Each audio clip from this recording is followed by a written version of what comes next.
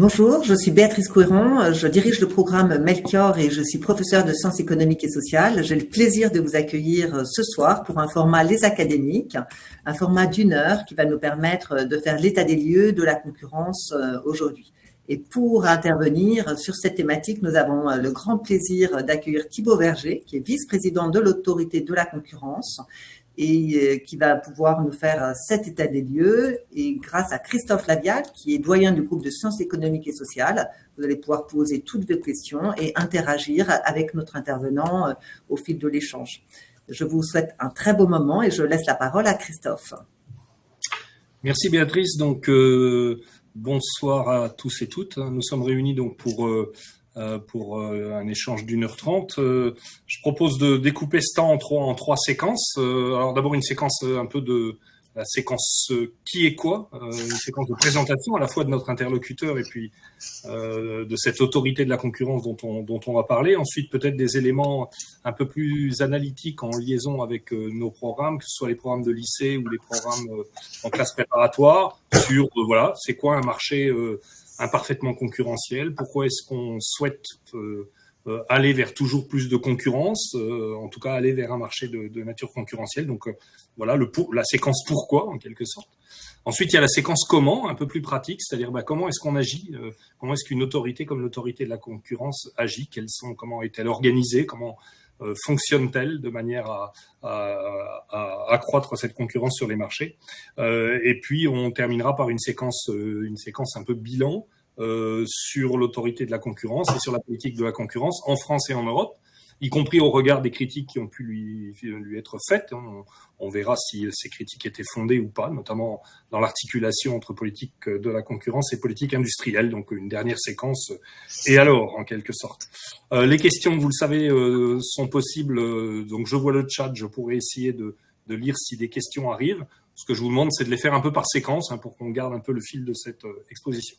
Donc, je commence tout de suite avec la présentation. Donc, Thibaut Verger, vous êtes docteur en sciences économiques de la Toulouse School of Economics. Vous avez soutenu votre habilitation à diriger les recherches à l'université Paris 1. Vous êtes spécialiste, ça ne nous surprendra pas, de microéconomie et de politique industrielle et de politique de la concurrence. Vous avez été enseignant-chercheur dans beaucoup d'endroits, où vous êtes encore d'ailleurs, à l'ENSAE, à l'École Polytechnique, à la Brussels School of Competition, à l'Université de Southampton, à celle de Bristol. Alors ma première question peut-être, c'est au-delà de ce brillant CV, pourquoi peut-être et comment devient-on vice-président de l'autorité de la concurrence, sachant que vous aviez été déjà chef économiste, je crois, de cette même autorité de la concurrence, et puis peut-être nous présenter ce qu'est l'autorité de la concurrence, comment elle est organisée, à quoi elle sert. Merci beaucoup. Alors pourquoi et comment devient-on vice-président? Alors comment, je saurais pas dire exactement, c'est pas moi qui ai décidé.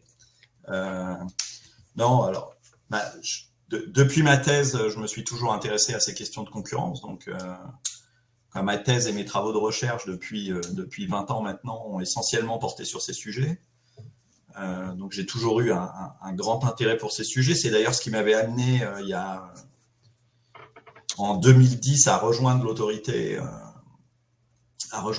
une première fois pour diriger le service économique de l'autorité, donc une petite équipe de 7-8 économistes qui sert de soutien, d'équipe de soutien en fait à l'ensemble de l'autorité sur toutes les questions un peu plus techniques, économiques ou économétriques. Donc j'avais eu la chance pendant 3 ans de voir un grand nombre de dossiers sur tous ces sujets-là, avant de revenir, comme vous l'avez dit, avant de revenir à l'ENSAE, où j'ai continué à travailler sur ces sujets, à enseigner la microéconomie et notamment les questions de concurrence.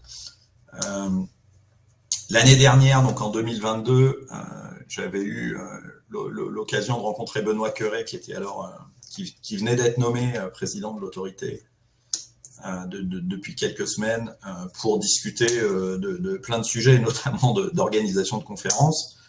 Et puis c'est comme ça qu'on était venu à évoquer le poste le poste de vice-président qui allait être vacant quelques mois plus tard, puisque ces postes étant à durée déterminée, mon prédécesseur devait quitter l'autorité en fin d'année 2022, et donc assez naturellement, j'avais fait part de mon intérêt pour ce poste, et par la suite, Benoît Cœuré avait proposé mon nom au ministre qui a ensuite fait passer dans les tuyaux la proposition de nomination, et j'ai rejoint l'autorité toute fin 2022 à ce poste. Alors, qu'est-ce que l'autorité ? L'autorité, c'est à peu près 200 personnes. 200 personnes organisées en 3 gros blocs, si on veut. Donc, la présidence de l'autorité, qui est peut-être le plus petit bloc en réalité. Donc, la présidence, c'est le président et les 4 vice-présidents, donc la partie permanente du collège, qui est à plein temps à l'autorité, sachant que à ces 5 permanences viennent s'adjoindre 12 membres extérieurs qui viennent au coup par coup au moment des séances pour juger les dossiers. Et donc, aux côtés du collège, on a le soutien d'une part du cabinet du président, qui est donc à la fois le cabinet, mais aussi le service des relations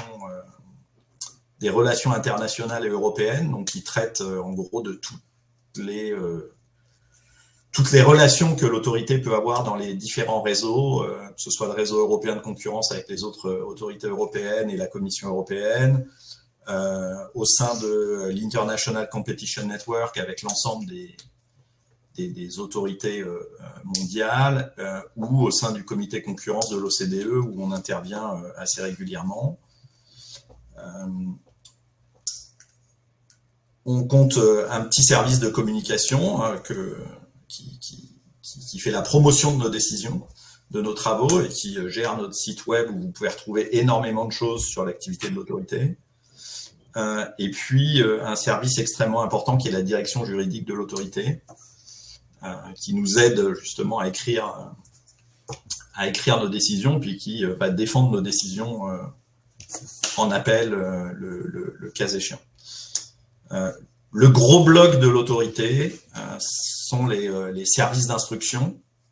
Donc, les services d'instruction, c'est à peu près 120 personnes. Et ces 120 personnes vont s'occuper à la fois d'antitrust, du contrôle des quelques professions réglementées du droit dont on a la charge, des concentrations, avec le soutien d'un service économique et d'un service de l'économie numérique avec des data scientists et des informaticiens qui sont là pour aider un peu sur toute une série de nouvelles méthodes, et un service qui formellement dépend pas de l'instruction, mais qui est le service de la procédure, donc qui gère tout le côté matériel des dossiers pour les relations notamment avec les entreprises. Et on a, comme dans toute institution, un secrétariat général qui va gérer toutes les fonctions support, mais je ne vais pas insister là-dessus.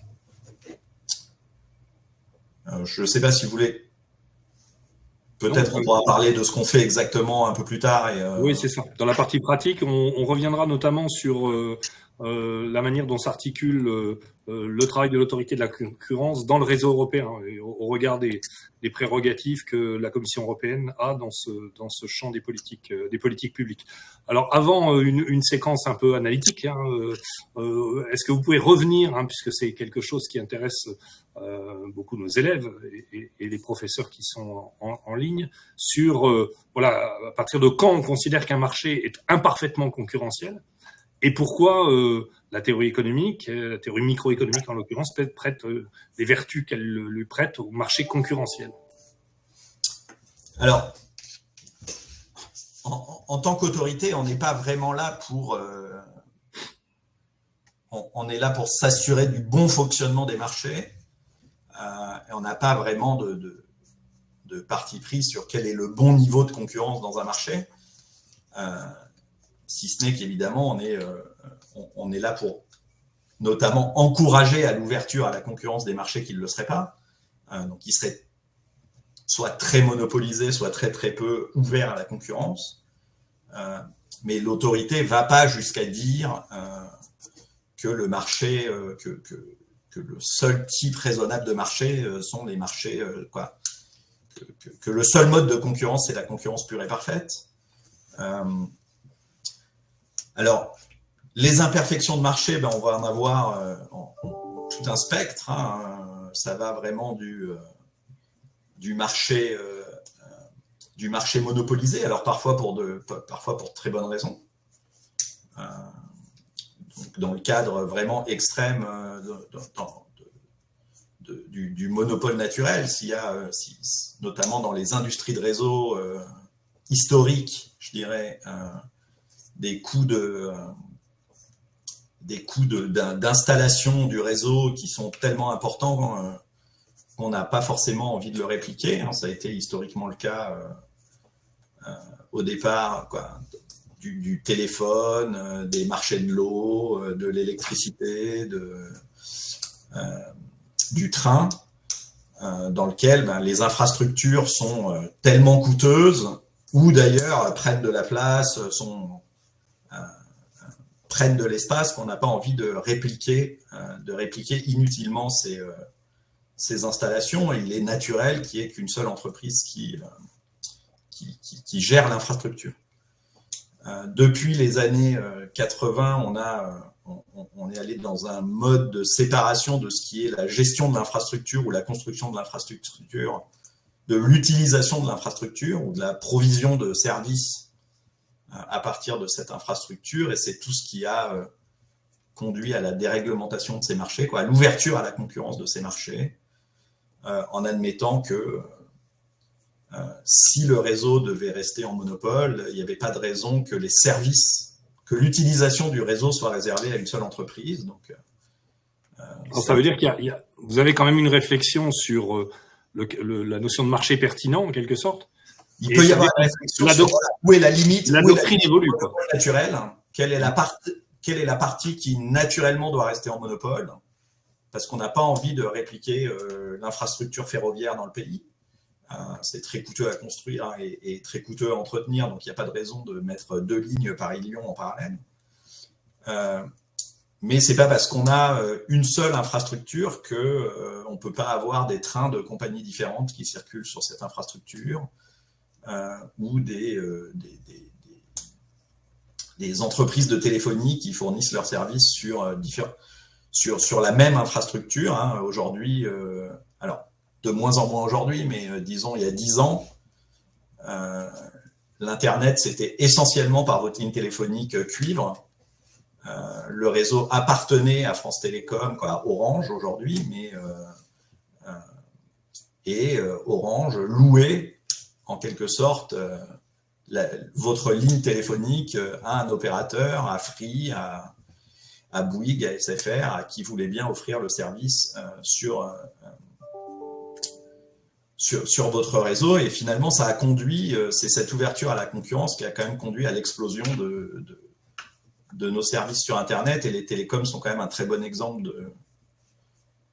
d'ouverture à la concurrence qui a bien marché, et non seulement qui a bien marché, mais où finalement on s'est même rendu compte que si on n'avait pas envie de répliquer inutilement des lignes cuivre jusqu'au domicile de chacun, on pouvait finalement avoir une multiplication des infrastructures, et que ce marché, que même le côté infrastructure du marché n'était plus forcément aussi coûteux à construire, et qu'on pouvait répliquer les réseaux. Donc c'est ce qui a été fait dans la téléphonie mobile, où finalement on a 4 opérateurs de réseau qui installent chacun leur réseau et qui utilisent chacun leur réseau, même si on a d'autres petits opérateurs qui peuvent louer ce réseau pour offrir leurs services, et donc avoir plus de 4 opérateurs qui proposent des services aux consommateurs,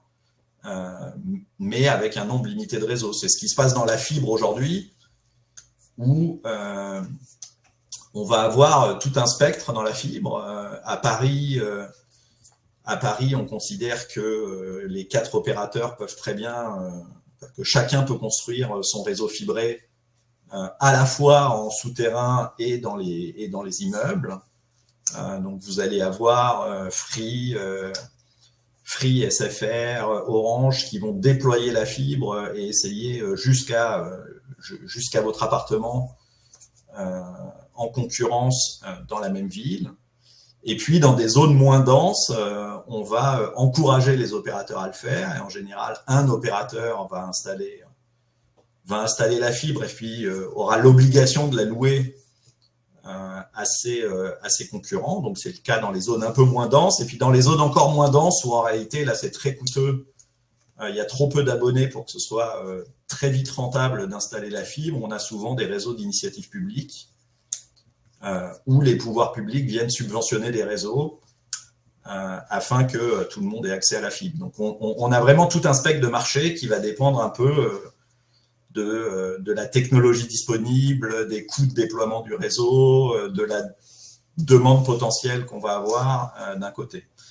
Donc ça, c'est vraiment sur tous ces réseaux qui ont été un peu ouverts à la concurrence depuis longtemps. Sur les autres marchés, le rôle de l'autorité, c'est pas de pousser à aller vers la concurrence pure et parfaite, mais c'est de dire, on sait quand même que d'une part, d'un point de vue statique, pour l'intérêt des consommateurs, c'est quand même mieux qu'il y ait plusieurs entreprises en concurrence qui vont pouvoir soit faire baisser les prix, soit proposer des produits de meilleure qualité, soit de la diversité dans les produits afin de correspondre plus facilement aux choix aux préférences des différents consommateurs.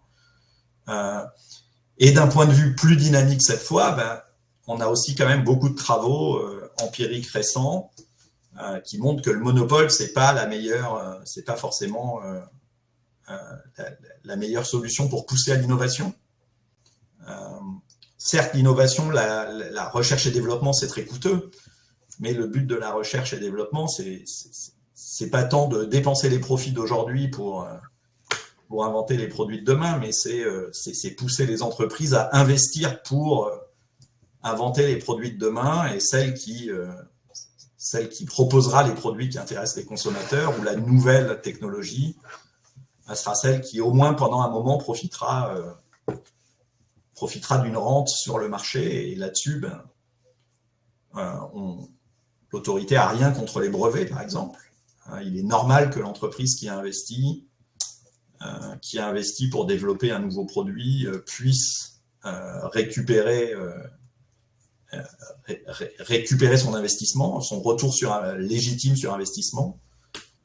Donc il est normal que certains marchés soient au moins temporairement assez peu concurrentiels parce que c'est un processus récurrent d'innovation, mais il faut qu'à un moment, de nouveaux concurrents puissent arriver avec de nouveaux produits. Donc le rôle de l'autorité dans ces marchés-là va être de s'assurer que l'entreprise qui est dominante à un moment, parce que c'est elle qui a amené une nouvelle technologie, c'est elle qui a amené un nouveau produit innovant, n'abuse pas de sa position sur le marché pour empêcher le produit suivant d'être développé ou d'arriver sur le marché. Donc là, à nouveau, c'est pas de lutter contre le monopole en soi ou contre la position dominante en soi, mais c'est simplement s'assurer que cette position va pouvoir être contestée dans le futur par des concurrents innovants et de ne pas empêcher les nouveaux entrants d'arriver avec de produits de meilleure qualité, moins chers, plus attractifs pour les consommateurs. Voilà.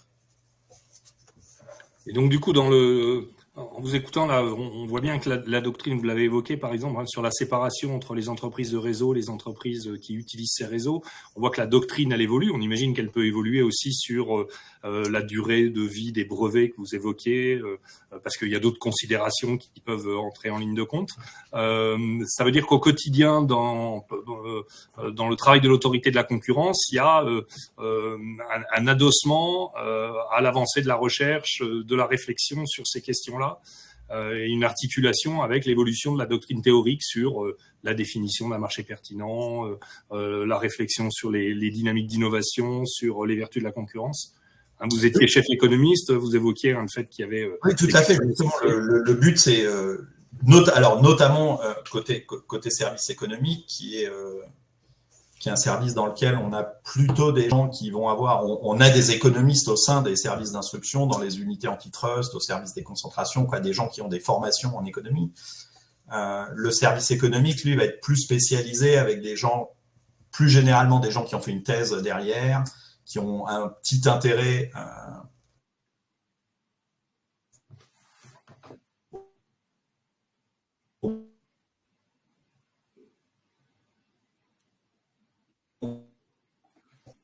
au moins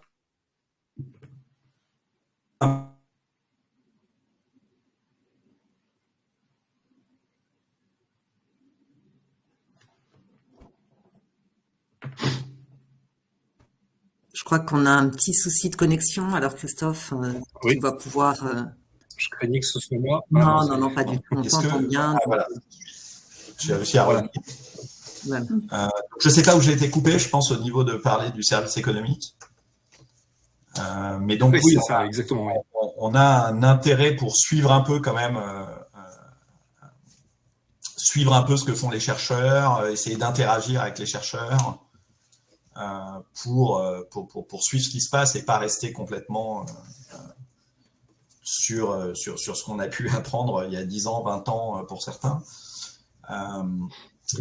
Après, on a aussi, on a en quelque sorte un rôle de consultant dans dans notre activité. Donc, et notamment, l'autorité peut décider d'elle-même d'ouvrir non pas une enquête, mais ce qu'on appelle une enquête sectorielle, mais qui est plutôt une analyse de marché dans le but de former des recommandations, alors plutôt pour le gouvernement ou les régulateurs, sur l'état d'un marché et ce qui pourrait être fait pour le rendre un peu plus concurrentiel. Et donc, c'est souvent l'occasion, ces grandes enquêtes qui vont durer un an et demi, où on va vraiment approfondir le sujet, c'est aussi l'occasion, d'une part, d'aller regarder ce que les chercheurs ont pu produire dans les dernières années, de voir comment les marchés ont évolué, de voir ce qui pourrait être fait pour rendre ces marchés un peu plus concurrentiels. Donc, c'est ce qu'on a fait très récemment dans notre avis mobilité, qui a été rendu, qui a été publié il y a quelques semaines. Donc, il y a un avis sur le transport terrestre de voyageurs. Donc, le train, les bus, les taxis, les VTC, etc., où on est allé regarder les recommandations que l'autorité avait pu faire depuis 2009, donc depuis la création de l'autorité dans sa forme actuelle, voir celles qui avaient été suivies par les gouvernements, voir celles qui ne l'avaient pas été, pourquoi elles ne l'avaient pas été, est-ce qu'on pensait qu'aujourd'hui elles faisaient encore sens et qu'il fallait remettre ou est-ce qu'il fallait remettre à jour ces recommandations, et ça a été l'occasion d'aller regarder un peu, alors pas forcément ici ce que les chercheurs avaient fait, mais plutôt comment ces marchés s'étaient développés dans d'autres pays. On n'est pas tout seul non plus, tout seul à regarder ces sujets-là, donc on va regarder ce que d'autres autorités ont pu faire. C'est ce qu'on fait en ce moment. Dans quelques mois, dans le courant de l'année 2024, on devrait sortir un avis sur le marché, sur les marchés qui touchent aux bornes de recharge de véhicules électriques, qui est un marché plutôt naissant cette fois, et donc aller regarder justement comment ce marché se développe et quels sont les risques de blocage qu'on pourrait identifier. Donc là aussi, c'est vraiment l'occasion d'aller voir ce qui se passe sur des marchés naissants et le type de recommandations qu'on peut faire. Donc c'est vraiment là où on a une grande marge de manœuvre en quelque sorte dans le type de questions qu'on va se poser, où on peut aller voir ce que les chercheurs ont pu faire, on peut aller voir ce que nos confrères ont pu faire. C'est là qu'on a vraiment toute liberté en quelque sorte d'aller se poser des questions sur le fonctionnement des marchés. D'accord. Alors j'en viens justement en transition à la manière dont, à la partie un peu appliquée, au troisième temps de cet entretien. Vous évoquiez là le fait que vous vous autosaisissiez d'un certain nombre de réflexions sur un certain nombre de marchés.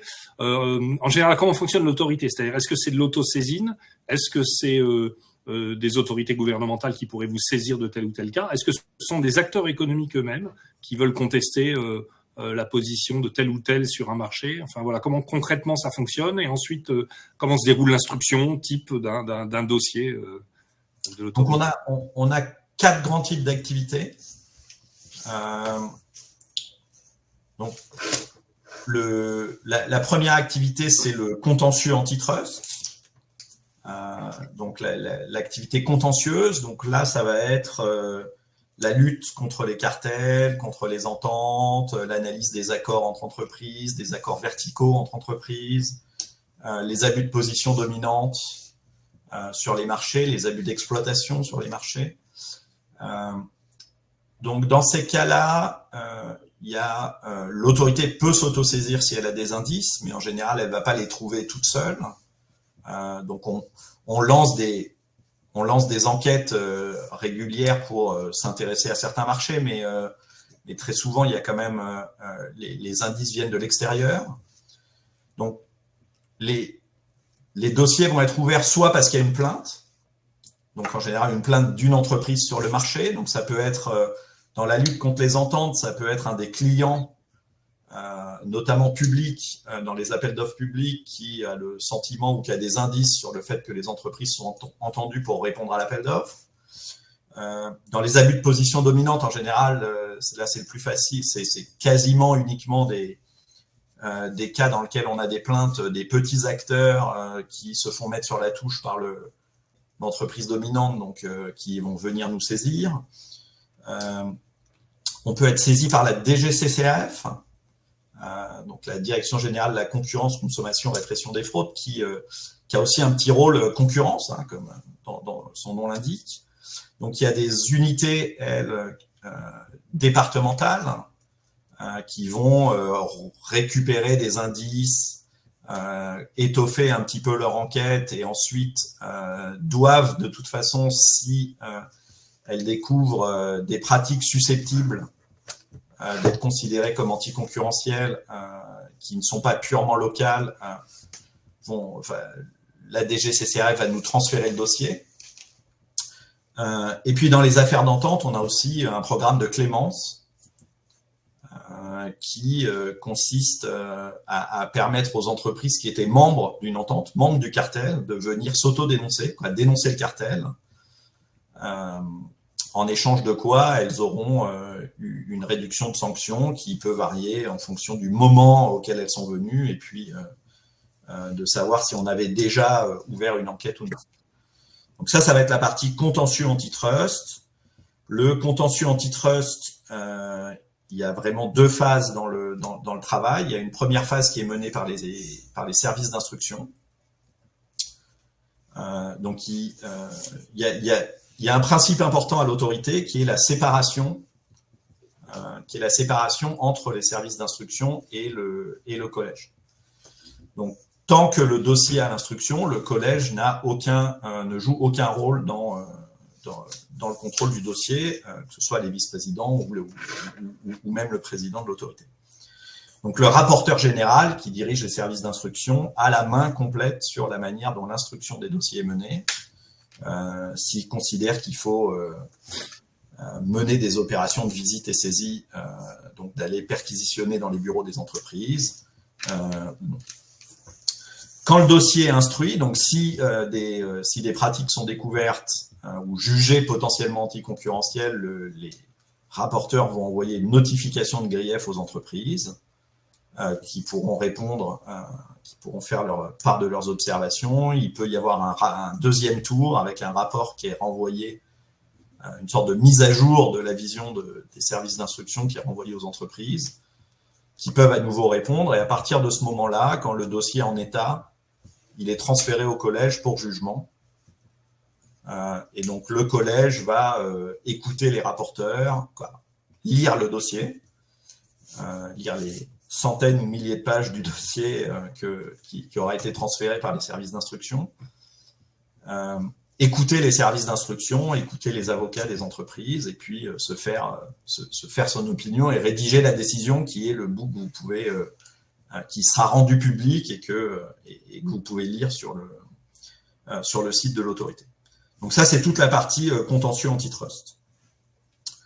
La deuxième, un peu liée à ça, l'autorité est en charge depuis la loi Macron de 2015 du suivi de l'activité de certaines professions réglementées du droit, donc dans le cadre d'ouverture à la concurrence des marchés de certaines professions du droit. Donc ça concerne en fait les professions qui avaient un monopole jusque-là, donc les avocats devant le Conseil d'État et la Cour de cassation, les notaires et les commissaires de justice, donc les anciens huissiers de justice et commissaires-priseurs. Et donc pour ces professions, l'autorité doit alors aujourd'hui tous les 2 ans faire un point de l'état du secteur, de l'état de la concurrence et de faire des propositions de création de nouveaux offices. Suite à quoi le gouvernement publie une carte dans laquelle ils annoncent le nombre d'offices de notaires, par exemple, ou de commissaires de justice qui seront ouverts au cours des 2 années à venir, qui seront nouvellement créés au cours des 2 années à venir. Donc ça, c'est le côté profession réglementée, pareil, qui est géré par les services d'instruction en amont. Au sein des services d'instruction, on a aussi tout ce qui concerne donc le contrôle des concentrations, donc des fusions-acquisitions. Donc toutes les opérations de concentration qui atteignent un certain seuil, donc où les entreprises sont suffisamment importantes, mais pas trop pour pas que ces opérations soient traitées par la Commission européenne, doivent être notifiées à l'autorité de la concurrence. Donc les entreprises doivent venir nous voir, déposer un dossier et demander l'autorisation de fusionner. Donc une première phase d'analyse qu'on appelle la phase 1 va être menée par le service des concentrations pour voir si on identifie un problème ou non. Donc l'opération peut être autorisée dès cette phase, donc c'est en général la phase 1, c'est assez rapide, ça dure à peu près 1 mois et demi. Donc l'opération peut être autorisée immédiatement, elle peut être autorisée moyennant des remèdes que les entreprises proposent d'elles-mêmes pour éviter de perdre du temps, donc souvent des cessions d'actifs. Et si les rapporteurs jugent que le dossier est pas si simple que ça ou pose potentiellement quelques questions, on va ouvrir une phase approfondie d'enquête qui, elle, peut durer à peu près jusqu'à 6 mois, auquel cas il y aura une séance devant le collège. Le dossier sera transmis au collège une fois que les rapporteurs auront envoyé leur rapport aux entreprises et que les entreprises auront pu répondre. Et le collège décidera d'autoriser ou non l'opération. Donc, ça arrive très rarement que l'autorité interdise une opération, mais il arrive que les entreprises finalement laissent tomber des opérations quand elles sentent que ça va être trop compliqué. Et enfin, on a donc cette partie conseil ou consultant de l'autorité, donc qui peut être faite sous forme d'autosaisine de l'autorité. Donc on décide de nous-mêmes de s'intéresser à un sujet. Donc comme j'ai dit, ça a été le cas sur les transports terrestres de voyageurs récemment, ça a été le cas, c'est le cas en ce moment sur les bornes de recharge pour véhicules électriques. Mais on peut aussi être saisi par le gouvernement ou un régulateur sectoriel pour avis. Alors le gouvernement est obligé de nous saisir dans certaines conditions, donc notamment quand ils veulent passer un projet de loi qui va fortement impacter les marchés et les entreprises, ou avant de passer au Conseil d'État, le projet de loi ou le projet de décret va être examiné par l'autorité pour avis, et l'autorité peut faire des recommandations au gouvernement. Donc ça a été le cas il y a quelques mois dans le cadre du projet de loi sur l'économie, sur la régulation de l'économie numérique. Le ministre de la Transition numérique avait donc saisi l'autorité pour avoir son avis sur une partie du texte, sur une partie du texte avant que le projet de loi ne soit débattu. Ça peut être donc c'est souvent le cas le gouvernement nous saisit souvent dans le cadre de changements réglementaires. Hein. Ça a été le cas dans les droits du sport. Pour ceux qui suivent le foot, les droits de la Ligue 1 vont être mis en jeu. L'appel d'offres a été lancé et la durée de l'appel d'offres a été étendue de 4 ans à 5 ans récemment. Mais ça a été un changement dans la loi pour autoriser justement la Ligue 1 à avoir un appel d'offres de 5 ans, et l'autorité avait été saisie pour avis avant ce changement réglementaire. Donc on va avoir toute une série de relations avec le gouvernement sur les textes de loi ou avec les régulateurs dans certains cadres. Donc les régulateurs sont sectoriels, sont parfois obligés de nous saisir. Ça a été le cas récemment du régulateur des télécoms, donc l'ARCEP, qui nous a demandé notre avis sur leur projet de régulation pour les 4 ou 5 prochaines années des opérateurs télécoms, et notamment de la fermeture, sur le sujet de la fermeture du cuivre, donc votre ligne téléphonique, pour tous ceux qui auront accès dans les marchés où l'accès à la fibre sera suffisamment important, où tout le monde sera, en gros, tous les logements sont éligibles à la fibre. France Télécom, Orange va fermer l'ancienne ligne cuivre, donc va supprimer la technologie ADSL que certains utilisent encore aujourd'hui. Alors ce ne sera pas le cas partout, mais donc voilà, l'autorité a été saisie pour avis là-dessus. On a récemment été saisi, on a récemment rendu un avis à la CNIL sur un projet de recommandation de la CNIL concernant donc les règles de la protection des données personnelles dans les applications mobiles, et donc en vue de leur prochaine réflexion, de leur prochaine séance du collège et d'une éventuelle publication de leurs recommandations ou obligations aux opérateurs. Ils avaient demandé l'avis de l'autorité sur le sujet. Donc on a des relations permanentes avec les autres autorités de régulation, et puis avec le gouvernement, notamment dans la plupart des projets de loi du ministère de l'économie ou de la transition numérique qui vont affecter les marchés. Alors vous avez évoqué à un moment passant, on l'a évoqué d'ailleurs un peu plus tôt, le champ de la politique européenne de la concurrence. Donc voilà, peut-être quelques précisions sur la manière dont ça s'articule entre vos prérogatives, et à partir de quand vous êtes entre guillemets dessaisis et ça passe au niveau européen, ou comment fonctionne le réseau. Alors sur le cas le plus simple, en quelque sorte, c'est le cas des concentrations. Le cas des concentrations, il y a des seuils de chiffre d'affaires à partir desquels les opérations doivent être notifiées en France, et à partir desquelles elles doivent être notifiées en Europe, à la Commission européenne. Donc tous les cas pour lesquels les seuils européens sont franchis, et donc le dossier doit être notifié à la Commission européenne, dans ce cas-là, les entreprises n'ont pas à saisir, à venir voir les autorités nationales. Donc si les chiffres d'affaires sont suffisamment importants au niveau européen, et qu'il y a vraiment une activité dans plusieurs pays européens, les fusions vont être traitées par la Commission européenne.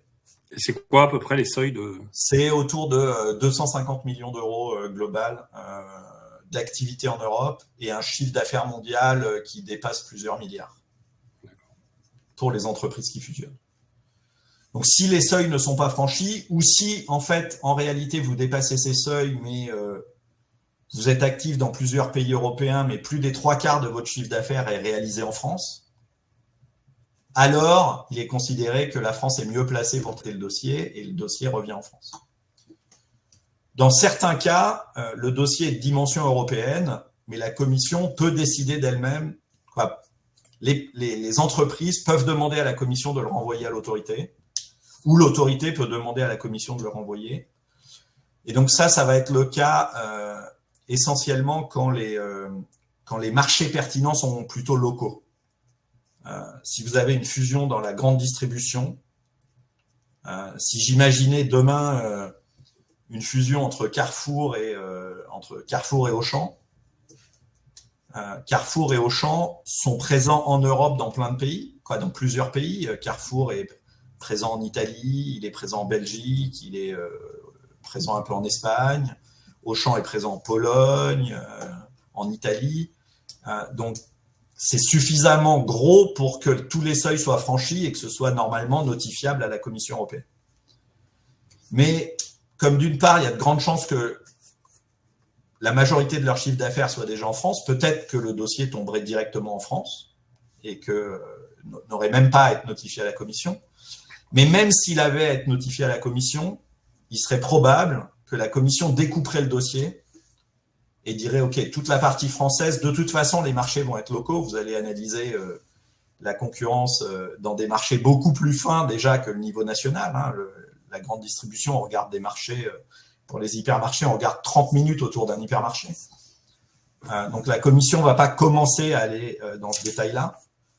Et donc, c'est ce qui est arrivé, alors maintenant, il y a plus de 20 ans, dans la fusion Carrefour Promodès, quand Carrefour a acheté les hypermarchés Continent, et puis des supermarchés qui sont en gros qui étaient les champions à une époque et ce qui est beaucoup Carrefour Market aujourd'hui, la fusion a été traitée par la Commission. Au départ, elle a été notifiée à la Commission européenne et la Commission européenne a dit « Ok, il y a plein de sous-morceaux là-dedans. Il y avait des bouts en Espagne, il y avait des bouts en Belgique. Donc, le bout français, je vais le renvoyer en France. Et donc, vous traitez le bout français, les Espagnols traiteront le bout espagnol parce que les marchés sont purement locaux et que ça ne relève pas vraiment d'une décision de la Commission. À l'inverse, on peut avoir des cas où les seuils ne sont pas franchis à la Commission et ils sont franchis dans certains États membres. Et puis, du coup, vous allez être obligé de notifier votre opération en France, en Italie, au Danemark, aux Pays-Bas, je ne sais pas où. Et où là, les entreprises vont dire, bon, c'est bien, mais finalement, les sujets vont être un peu les mêmes partout. Pourquoi est-ce que ce n'est pas la Commission qui traite? Et donc, les entreprises peuvent demander à la Commission de récupérer le dossier pour avoir une vision uniforme du dossier. Donc, on peut avoir des renvois dans les deux sens. Ça arrive quelques fois par an que des dossiers soient transférés. En antitrust, on va retrouver un peu la même chose. Dès lors qu'on applique le droit européen, donc l'autorité applique à la fois le droit français de la concurrence, donc le code de commerce, les quelques articles du code de commerce qui sont vraiment pertinents pour nous, les 2 articles du code de commerce en antitrust, qui sont totalement équivalents en gros aux 2 articles du traité européen. Mais on applique, si les marchés sont de dimension suffisamment large et qu'on considère qu'on peut appliquer le droit européen, l'autorité, dans le cadre du réseau, on a le droit d'appliquer le droit européen, et on le fait dans la plupart de nos dossiers. On va systématiquement notifier à la Commission qu'on a un dossier. Donc à l'ouverture de l'enquête, on va informer la Commission qu'on ouvre une enquête sur un certain secteur. Et puis, au cours de la vie du dossier, on va tenir à informer la Commission d'où on en est, notamment avant une toute prise de décision. Si la Commission se rend compte qu'il y a 3 pays ou 4 pays qui sont en train d'ouvrir une enquête sur exactement le même sujet, ou qu'elle-même déjà est aussi en train d'aborder le sujet, la Commission peut très bien dire stoppez tout, ce dossier il est de dimension européenne, on va le traiter à Bruxelles. Il n'y a jamais de situation où la Commission européenne traite un sujet en même temps qu'une autorité nationale. Dans le chat, on citait l'entente des lessives en 2011, qui apparemment aurait été traitée à la fois au niveau européen et au niveau Alors, l'entente des lessives a été effectivement traitée à la fois au niveau européen et en France. Je connais bien le dossier parce que j'étais à l'autorité au moment du dossier français des lessives. Mais la Commission a traité une partie différente du dossier. Il y avait plusieurs choses dans ce dossier. Il y avait une partie qui consistait pour les entreprises, pour les lessiviers, on va dire, à s'entendre sur la vitesse à laquelle ils allaient compacter leur lessive. Donc, il y avait tout un changement de réglementation. Les plus vieux comme moi se rappellent qu'à une époque, ma mère avait des barils de lessive de 10 kilos. Si vous achetez de la lessive en poudre aujourd'hui, ce qui n'est plus le plus gros marché, mais si vous achetez de la lessive en poudre aujourd'hui en grande surface, vous n'allez pas retrouver des barils de 10 kilos. Vous allez retrouver des dimensions beaucoup plus petites. Donc, il y a eu toute une phase de compactage des lessives au début des années 2000, avec des obligations réglementaires imposées par l'Europe, mais dans lequel les entreprises se sont entendues, notamment pour aller sur le timing, en gros, sur la vitesse à laquelle chacun individuellement allait appliquer les nouvelles règles européennes. Sachant que chacun pouvait aller plus vite s'il avait envie, mais justement, il ne voulait pas aller trop vite. Et à cette occasion, les entreprises se sont aussi entendues sur faire passer des hausses de tarifs. Donc la Commission a traité toute la partie qui était liée au compactage, donc aux échanges d'informations et aux ententes sur le compactage, et à une partie des échanges sur les prix, donc dans certains pays européens, mais pas en France. Et la France a traité toute la partie qui concernait les échanges sur les prix eux-mêmes, donc sur les hausses de tarifs, et sur un bout qui est assez spécifiquement français, qui était la négociation des marges arrières entre la grande distribution et les lessiviers. Donc on ne peut pas être condamné deux fois pour la même chose. Donc il y a forcément une répartition, entre la Commission et les pays, mais effectivement certains dossiers peuvent sur certains aspects être traités par la Commission et sur d'autres par les autorités nationales.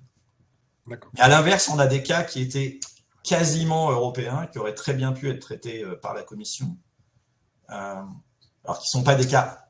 Alors ça a été un cas antitrust en Allemagne, ça a été des engagements en France.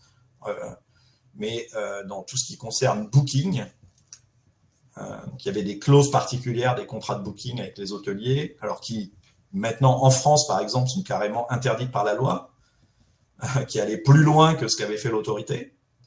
Et l'autorité avait imposé des engagements à Booking, avait accepté des engagements de Booking en même temps que l'autorité italienne et l'autorité suédoise. Les Allemands ont traité le dossier différemment. La Commission suivait ça, évidemment, laissait faire les pays, et à partir du moment où il y a eu des engagements en France, en Italie, en Suède, et que Booking a dit de toute façon je les mettrai en œuvre partout en Europe, les autres autorités ont laissé tomber leur dossier. Mais c'est un cas dans lequel typiquement la Commission aurait très bien pu dire à tout le monde, bon, stoppez tout, de toute façon ce sujet c'est le même partout. Et donc, je vais le traiter au niveau européen. Alors, si on reste au niveau européen, peut-être dans le temps qui nous reste, la politique de la concurrence a souvent été pointée du doigt, enfin en tout cas mise en question dans l'incapacité, enfin l'obstacle qu'elle représenterait dans la possibilité de mener une politique industrielle et en particulier dans l'obstacle qu'elle représenterait de faire émerger des champions européens avec justement la lutte contre les ententes, avec vous pourrez peut-être nous parler en passant, il y a une question dans le chat de la règle des minimis, c'est-à-dire les montants d'aide qui peuvent être alloués aux entreprises. Enfin voilà. Donc qu'en est-il? Est-ce que oui ou non la politique de la concurrence est un obstacle à mener une politique industrielle et conduirait l'Europe en gros à être un peu, c'est l'expression récurrente, l'idiot du village global, c'est-à-dire la seule qui ferait pas de politique industrielle, qui n'aurait pas de champion européen et l'affaiblirait sur la scène internationale. Alors, Oui, c'est une critique qui a souvent été faite. Alors, l'autorité a rien, même la commission, en gros, a rien contre la politique industrielle. Et je pense qu'aujourd'hui, tout le monde est d'accord pour dire qu'il y a besoin d'une politique européenne, il y a besoin d'une politique industrielle, et que c'est pas incompatible avec la politique de concurrence. Mais le sentiment, c'est quand même que si on veut faire émerger des champions, il y a deux choses. Si on veut faire émerger des champions européens, ce qui est une très bonne idée, dans plein de secteurs. Le bon endroit pour le faire, déjà, c'est pas au niveau national. Et donc, ça doit se passer à Bruxelles. Et donc, c'est un peu le problème aujourd'hui de comment est-ce qu'on fait pour faire émerger. Donc, il y a eu quand même des financements européens récemment sur les gigafactories des batteries, sur plein de sujets. Il y en avait encore la semaine dernière sur l'hydrogène, je crois, où la Commission a autorisé des aides d'État dans certains projets. Donc il y a quand même pas mal de choses qui sont faites. Mais l'autre question, c'est comment est-ce qu'on doit le faire?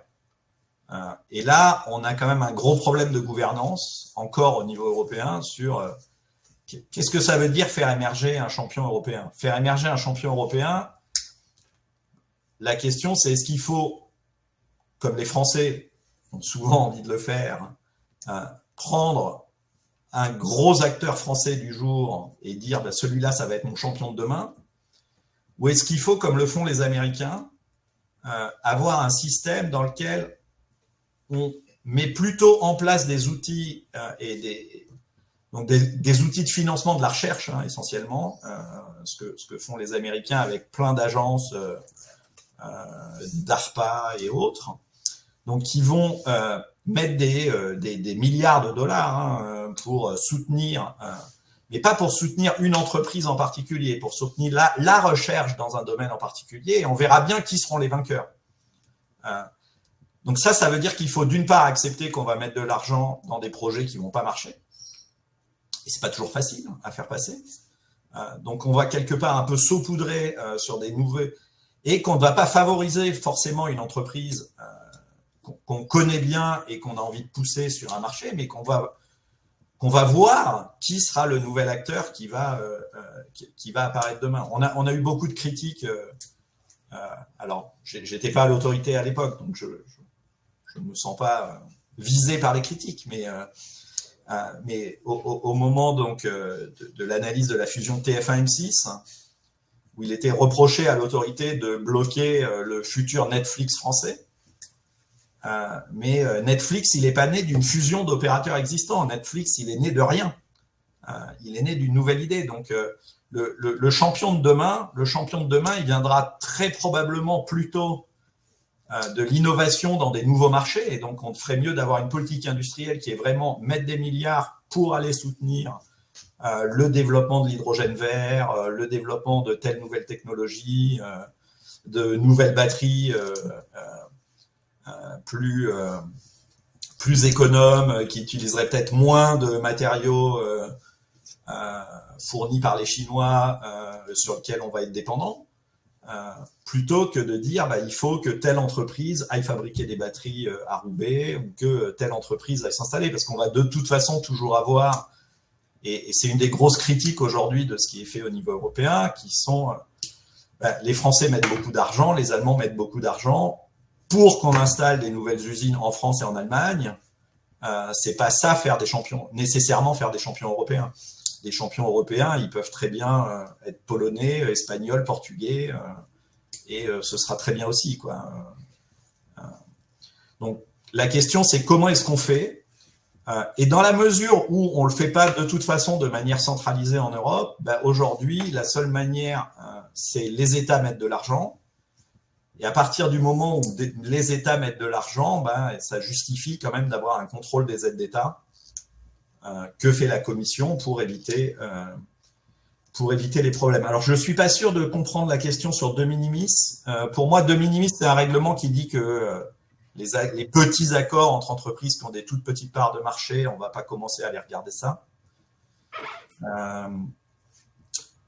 Maintenant, effectivement, les seuils Ce qui a changé récemment aussi, c'est la manière dont la Commission regarde les aides d'État et les montants à partir desquels elle va commencer à se poser des questions, c'est-à-dire que tout ce qui va être en dessous d'un montant qui a été réévalué, alors je ne saurais pas dire à combien, on ne fait pas d'aide d'État en France, donc je connais pas assez bien le cas, mais effectivement les montants ont été réévalués à la Commission pour ne pas aller regarder toutes les petites aides que les États peuvent donner, mais bien se concentrer sur les plus importantes.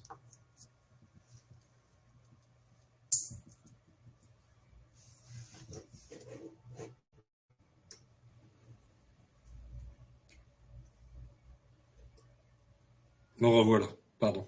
Ah.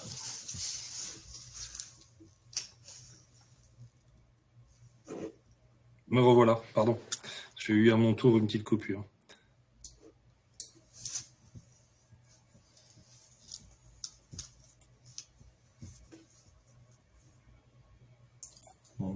C'est bon? Tout le monde m'entend à nouveau? Oui, très bien. Oui. D'accord, très bien. Bon, je crois qu'on en est arrivé, Béatrice, je vais peut-être redonner la main, ou la voix en tout cas, parce que je crois qu'on en est arrivé au terme de notre échange. Bon, toutes les questions posées dans le chat, j'ai essayé de les relayer. Il y en a quelques-unes que j'ai pas pu relayer. En tout cas, merci beaucoup, Monsieur Verger, de cet éclairage. Voilà, on est rentré un peu dans la boîte noire de l'autorité de la concurrence. On en parle à nos élèves. On ne sait pas forcément toujours comment ça fonctionne. Et en tout cas, merci beaucoup pour cet échange. Béatrice? Merci beaucoup Thibaut Verger et Christophe Lavial, c'était passionnant, très illustratif et concret et ça va nous permettre d'avoir effectivement de quoi alimenter nos cours. Donc un grand merci à vous, vous trouverez le replay dans votre boîte mail et vous pourrez l'utiliser également avec vos collègues. J'ai le plaisir pour terminer ce webinaire de vous inviter à suivre les prochains rendez-vous avec l'économie en question la semaine prochaine, le 20 décembre, avec Gilles Berset pour parler de productivité et de croissance économique. Voilà, je vous souhaite une très belle fin d'année et je vous remercie et vous souhaite une belle soirée.